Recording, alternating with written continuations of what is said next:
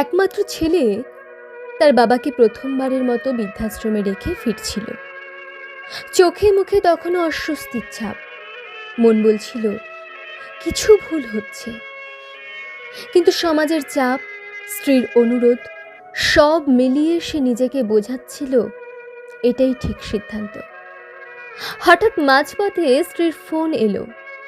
চিরচেনা করার সুরে বলল, আরেকবার ফিরে গিয়ে তোমার বাবাকে স্পষ্ট করে বোঝাও যেন তিনি পুজো পার্বণ বা তোমার জন্মদিনে বাড়িতে না আসেন। স্বভাবতই বিরক্ত লাগলেও সে ফের বৃদ্ধাশ্রমে ফিরে গেল। গিয়ে দেখল তার বাবা একজন বৃদ্ধ লোকের সঙ্গে হেসে হেসে গল্প করছেন। সে অবাক হয়ে ভাবল, বাবা কি আগে থেকেই এই লোকটিকে চিনতেন? বাবা চলে যাওয়ার পর ছেলেটি সাহস করে বৃদ্ধাশ্রমের মালিকের কাছে গেল। স্যার, কিছু মনে না করলে একটা কথা জানতে চাই। আপনি কি আগে থেকেই আমার বাবাকে চিনতেন?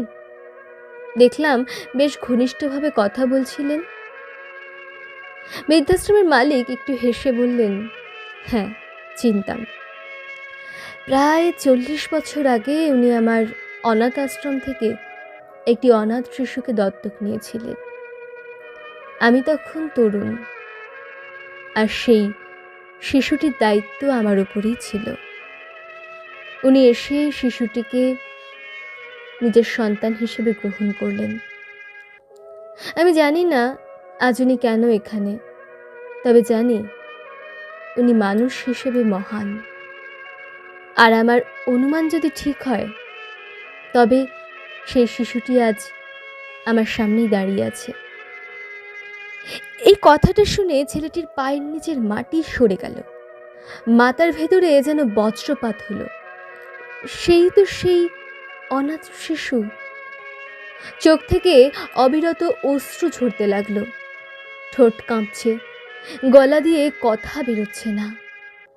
নিজের জন্মদাতা নয়, বরং যিনি তাকে ভালোবাসা, আশ্রয় আর পরিবার দিয়েছেন, তিনি আজ বৃদ্ধাশ্রমে পড়ে আছেন। সে আর এক মুহূর্ত দেরি না করে দৌড়ে গেল বাবার কামরায়। বাবার পা জড়িয়ে ধরে কান্নায় ভেঙে পড়ল।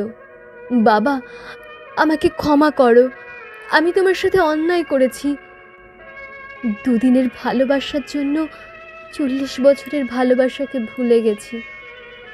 বৃদ্ধ পিতা ছেলেকে পা থেকে তুলে বুকে জড়িয়ে ধরে শান্ত কণ্ঠে বলতে লাগলেন, ধুর পাগল ছেলে, কান্না করতে নেই। তোকে আমি অনেক আগেই ক্ষমা করে দিয়েছি। শুধু এতদিন তোকে একটু কাছে বসে দেখতে মন চেয়েছিল। পিতা পুত্রের সেই কান্না ও আবেগের মুহূর্তে পুরো আশ্রম যেন স্তব্ধ হয়ে গেল। এরপর ছেলেটি বাবাকে জড়িয়ে ধরে বাড়িতে নিয়ে গেল।